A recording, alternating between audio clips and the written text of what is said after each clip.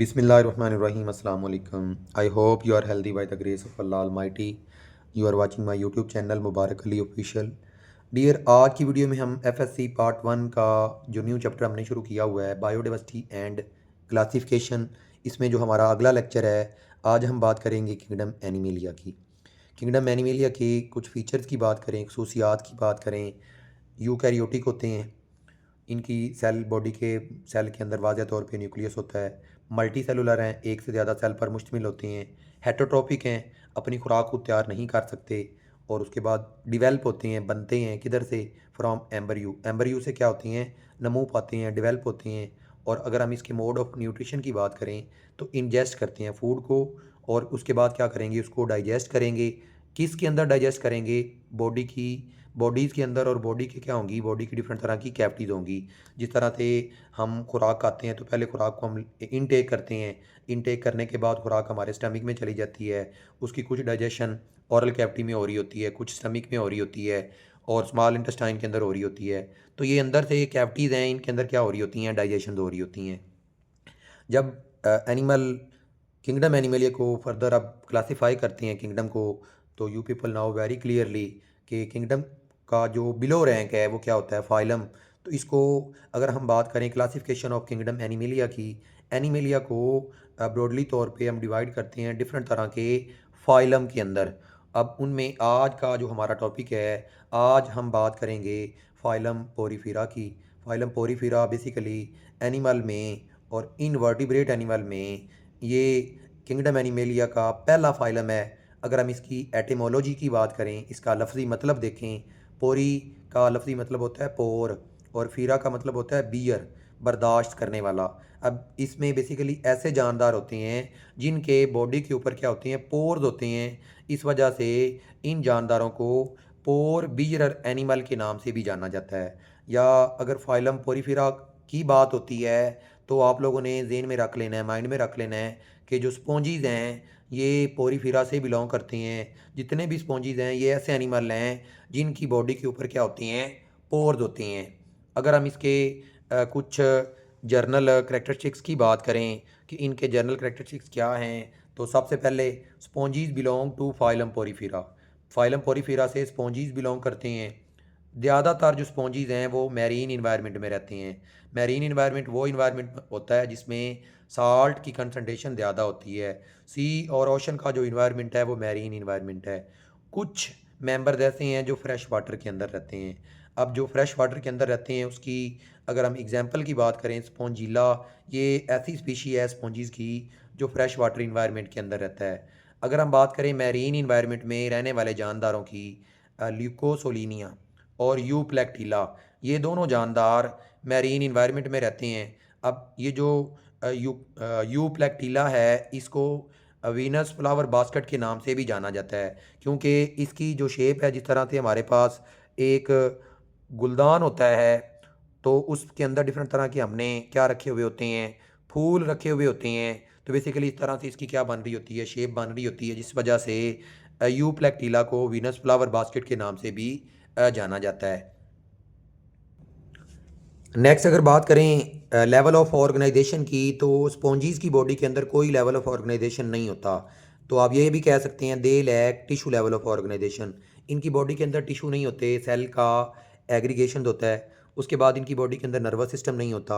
अगर हम इसकी बॉडी की सिमेट्री की बात करें, सिमेट्री मतलब अरेंजमेंट, किसी भी एक पॉइंट के गिर्द अरेंजमेंट बॉडी की होती है जिसमें उस पॉइंट से हम लाइन को पास आउट करते हैं और बॉडी वो डिवाइड हो जाती है.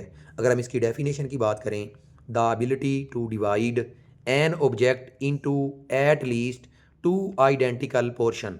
एक ऐसी सलाहियत जिसमें हम क्या करते हैं? डिवाइड करते हैं, तकसीम करते हैं किसी भी ऑब्जेक्ट को. किसके अंदर? एट लीस्ट, कम अज़ कम. किसके अंदर? To identical portion. दो आइडेंटिकल पोर्शन के अंदर क्या करते हैं? उनको डिवाइड करते हैं. उसको क्या बोलते हैं? असिमेट्री बोलते हैं. तो जितने भी स्पॉन्जीज़ हैं उनमें ज़्यादातर जो स्पॉन्जीज़ हैं वो एसिमेट्रिकल हैं, मीन उनकी बॉडी के अंदर कोई भी सिमेट्री नहीं होती. कुछ स्पीशीज़ हैं जिनकी बॉडी के अंदर क्या होती है? Radial symmetry.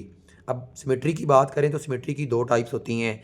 एक होती है बाईलेटरल, और जो दूसरी होती है वो कौन सी होती है? रेडियल. अगर हम बात करें बाईलेटरल सिमेट्री की या रेडियल की, मिसाल के तौर पे ये डायग्राम ऊपर आपको नज़र आ रही हैं। इसमें अगर मैं कह देता हूँ ये एक बॉडी है, इसमें ये इसका सेंट्रल पॉइंट है। इसमें जब हम लाइन पास आउट करेंगे तो बॉडी 2 हिस्सों में डिवाइड होगी। अब ये लाइन आप किसी भी जगह से अगर पास आउट करते हैं तो बॉडी इसके रिज़ल्ट में लाइन के रिज़ल्ट में 2 इक्वल हाफ में डिवाइड हो रही है। तो इस सिमेट्री को बोलेंगे रेडियल सिमेट्री।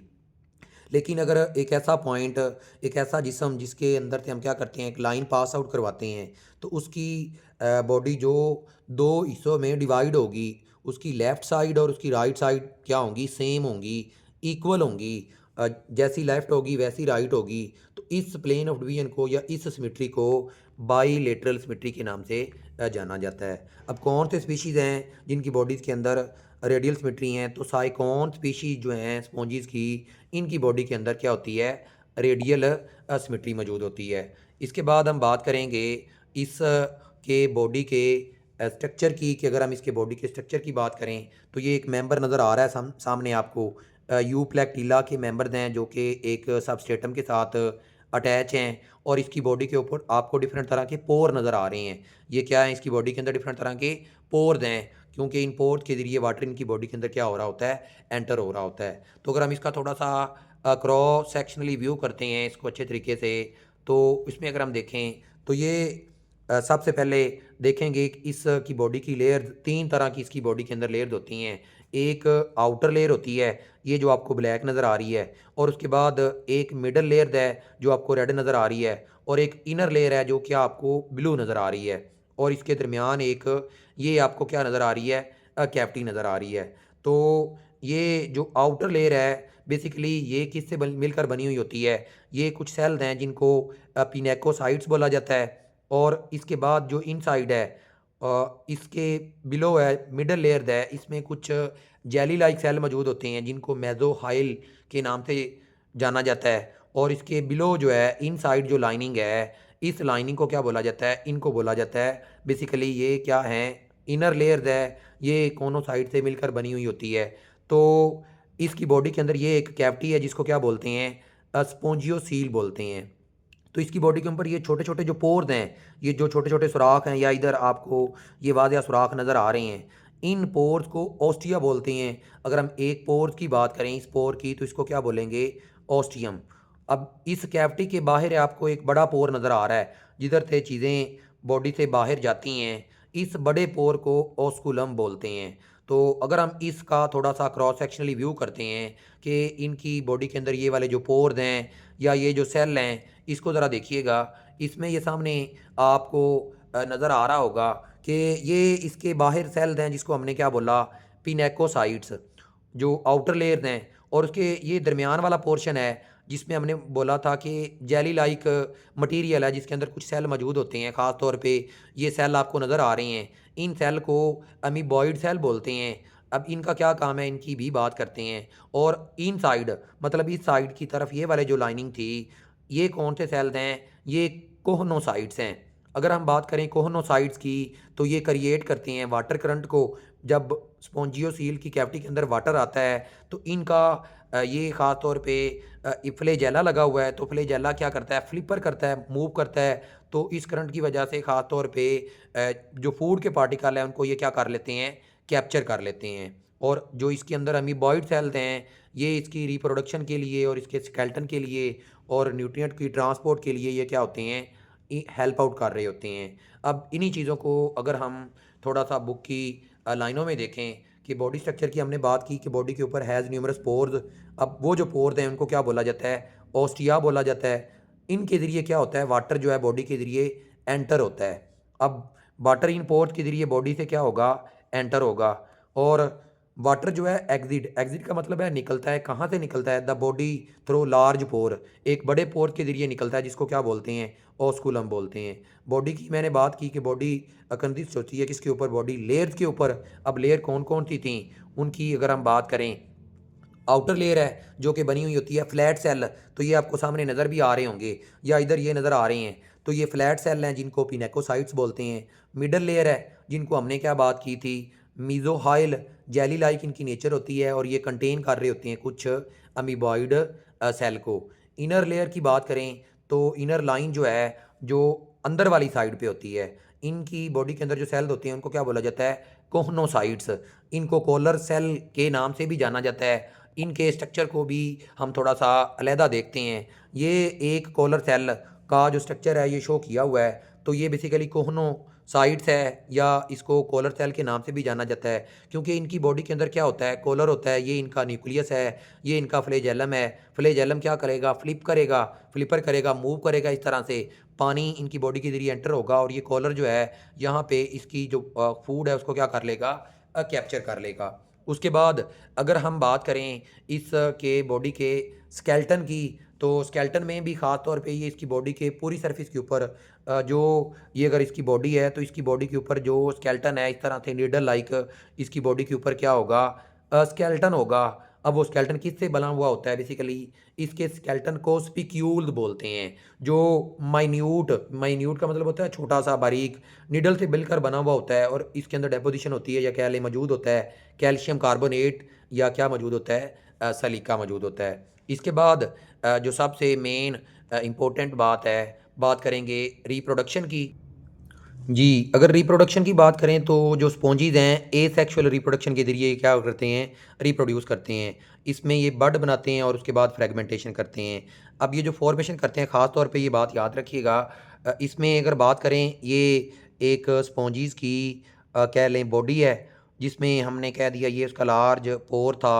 तो इसकी बॉडी के अंदर बाज़ दफ़ा क्या करता है, अनफेवरेबल कंडीशन के अंदर यहाँ पे कुछ अमीबॉइड सेल जो हैं वो एक बड बनाना शुरू कर देते हैं और उसके सराउंडिंग में वो एक कवर बना लेते हैं, कैप्सूल बना लेते हैं। अब ये वाला जो इंटरनल बड है इसको क्या बोला जाता है, इसको गैम्यूल बोला जाता है। तो ये क्या है, बेसिकली इंटरनल बड है जो कि रेजिस्टेंट है, किसके रेजिस्टेंट कैप्सूल है, इसके बाहर एक क्या कवर है। और जब कंडीशन फेवरेबल आती है या कह लें अंडर फेवरेबल कंडीशन, जो अमीबॉइड सेल्स हैं वो इमर्ज होंगे, निकलेंगे फ्रॉम गैम्यूल्स।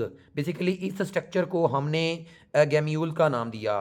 तो इधर से जब ये क्या होगा, ये बनता कब है, ये मैंने पहले बताया, अनफेवरेबल कंडीशन में ये बाज़ दफ़ा इसकी बॉडी के अंदर बड बन गया, उसके बाहर एक कैप्सूल है जिसके अंदर ये अमीबॉइड सेल्स हैं। तो जब पेरेंटल बॉडी डाई हो जाता है और कंडीशन फेवरेबल आ जाती है तो इसमें कुछ अमीबॉइड सेल निकलेंगे। तो अमीबॉइड सेल निकल के वो क्या करेंगे, नए स्पॉन्जीज को क्या करेंगे, रिप्रोड्यूस करेंगे। तो ये जो टॉपिक था इसमें जो इम्पोर्टेंट शॉर्ट क्वेश्चन हैं ये गैम्यूल्स है, उसके बाद एमसीक्यूज में स्पिक्यूल का पता होना चाहिए, इसकी बॉडी की जो लेयर्स हैं वो आइडिया होना चाहिए, कोहनोसाइट्स और पिनेकोसाइट्स का पता होना चाहिए, डिफरेंस बिटवीन ऑस्टिया और ऑस्टियम का पता होना चाहिए, इसके जर्नल फीचर जो हैं, इनको पोर बीज और एनिमल क्यों बोला जाता है। तो ये सारी चीज़ें इसमें हमने डिटेल से डिस्कस की हैं। आप मेरे चैनल पे न्यू हैं, अगर आप चाहते हैं कि हर आने वाली वीडियो का जो नोटिफिकेशन है आपको मिलता रहे तो काइंडली इसको लाइक और सब्सक्राइब कर दें ताकि हर आने वाली वीडियो का जो नोटिफिकेशन है आपको मिलता रहे। थैंक यू, अल्लाह हाफिज़, अस्सलाम वालेकुम।